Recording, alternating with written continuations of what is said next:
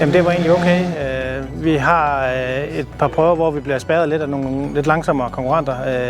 Et par togstrukne biler, så den første var lidt lang tid om at lukke os forbi, og den næste mister vi ikke ret meget på, men ellers er vi kommet ind i en god rytme, synes jeg. Og det er lidt svært med dækvalget. Nogle har valgt nogle bløde, og nogle har valgt nogle hårde. Vi er gået ud på de hårde, og det er egentlig det rigtige til de to første prøver. Men på den sidste prøve her, som er en kort landvejsprøve, der mister vi en lille smule på det, men det opvejer ikke det, vi henter på de første to, så det har været det rigtige for os.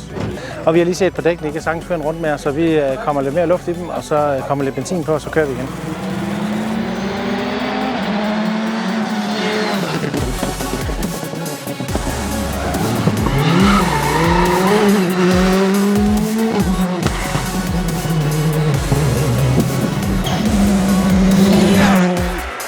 Igennem porten.